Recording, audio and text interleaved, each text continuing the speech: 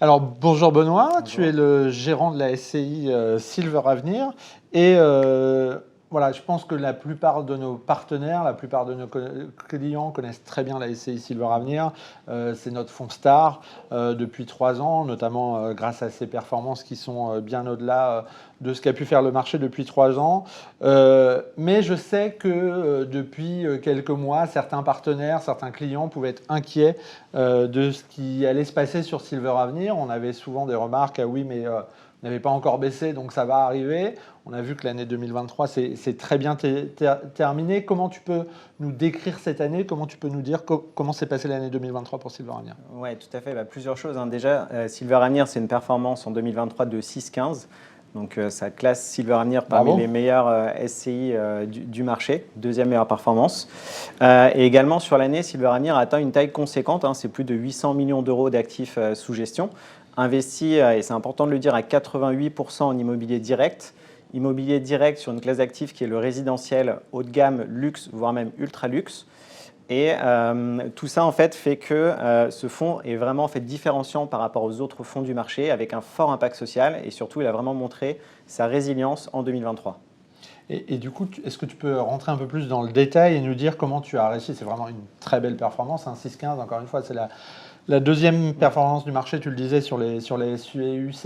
Est-ce que tu peux rentrer un peu voilà, sous le capot, dans le moteur, et nous dire un peu comment tu as fait comment l'équipe a fait pour réaliser une telle performance sur l'année 2023? Ouais, alors en fait, avec toute l'équipe, il y a eu un gros travail déjà sur les investissements, puisqu'on a réalisé à peu près 250 millions d'euros d'investissement en résidentiel diffus. Donc ça a été possible également grâce aux équipes commerciales qui ont réalisé un super travail, puisqu'on a fini l'année en collecte positive. Et ensuite, les deux autres éléments, c'est les valeurs d'expertise déjà qui sont bien tenues. Donc tous nos actifs ont globalement pris de la valeur durant l'année. On en reviendra tout à l'heure. Et également, en fait, on est sur un fonds viager du coup qui bénéficie en fait d'une mécanique de revalorisation de ses actifs. La valeur en fait de la NuPro tendant vers la valeur de la pleine pro. Donc en fait, à chaque date de VL, on recalcule en fait la valeur de la NuPro, et ce qui fait que progressivement, les actifs prennent de la valeur. Et du coup, pour 2024, c'est quoi ta vision du marché et ta vision de la stratégie de Silver Avenir? Ouais, alors pour 2024, on va cibler à peu près une collecte de 150 millions d'euros, faire à peu près le même nombre d'investissements, sachant que là, on a déjà un pipe jusqu'à fin mars, à peu près de 50 millions d'euros d'investissement. Donc voilà, la SCI continue son chemin. Et en termes de performance, on devrait être entre 4 et 5%.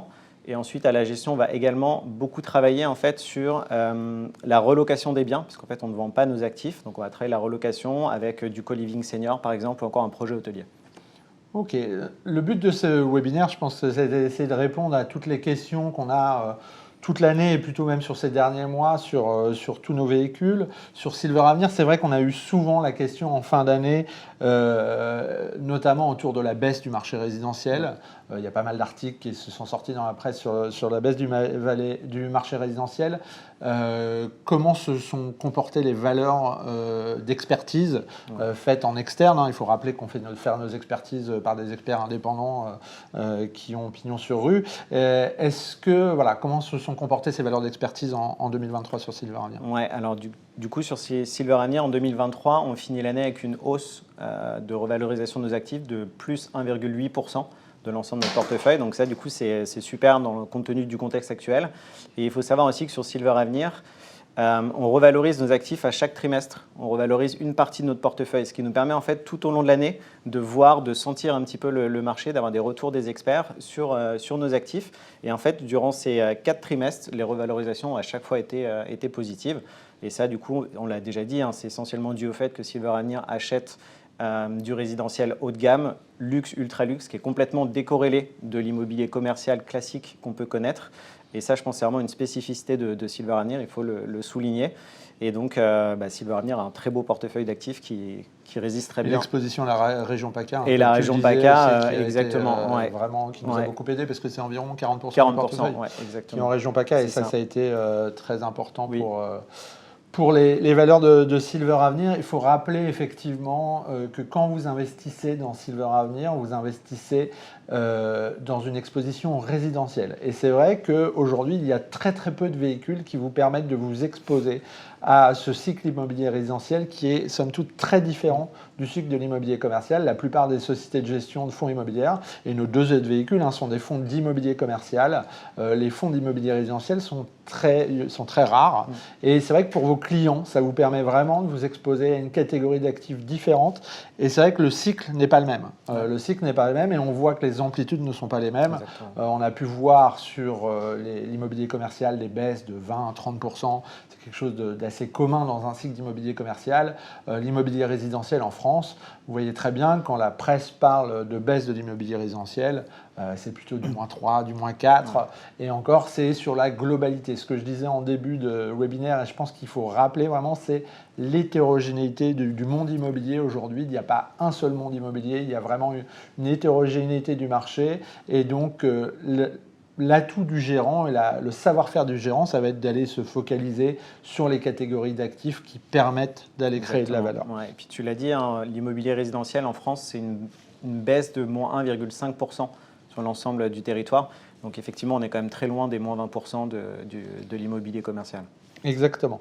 Et c'est vrai que si on revient sur 2024 et sur notre vision de 2024, aujourd'hui, on a vu ce qui s'est passé sur les taux récemment avec une baisse sur les 4-5 dernières semaines de décembre et une stabilisation depuis. On en parlera à la fin, mais effectivement, on pense aujourd'hui que on n'est pas forcément vers une aggravation de la crise au niveau résidentiel. Et puis surtout dans le résidentiel, ce qu'on sait, c'est que, et on en parle suffisamment aujourd'hui dans les médias, c'est qu'il y a une pénurie très grande en France de résidentiel. Et c'est voilà, les valeurs ne pourront pas s'effondrer parce que il y a cette pénurie qui fait que ça tient forcément les valeurs. Pour finir, c'est vrai qu'on a souvent cette question aussi, encore une fois, le but c'est vraiment de répondre à toutes ces questions que vous vous posez, cette question de qu'est-ce qu'on fera de nos actifs sur Silver Avenir une fois qu'on reconstitue la pleine propriété ou à la fin du viager. Ouais. Alors là aussi, au sein de l'équipe de gestion de Silver Avenir, on est assez différenciant parce qu'en fait, on n'a pas une logique de revente des biens pour l'instant. Il faut savoir qu'à peu près dans le portefeuille de Silver Avenir, c'est 530 lignes. Parmi les 530 lignes, on en a aujourd'hui 27 dont on a récupéré la pleine propriété.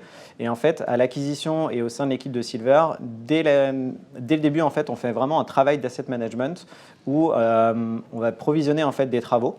Donc, qui vont directement impacter la VL. On provisionne les travaux pour remettre les actifs en état. On provisionne les travaux également pour améliorer les DPE. Donc on a aussi un rôle écologique lorsqu'on récupère les biens. Il faut préciser que cette poche, pour que les gens comprennent bien, que cette poche de provision travaux, elle est déjà dans la VL. Exactement, tout à fait. Elle est déjà incluse, c'est une poche de provision qui est déjà incluse et qui vient forcément diminuer la performance, mais cette performance dont on vous a parlé de 6,15, elle intègre déjà une poche de travaux. Exactement, c'est ça. Et donc du coup, quand on récupère la pleine propriété, les travaux que l'on va payer, du coup, ont été déjà modélisés dans la perf.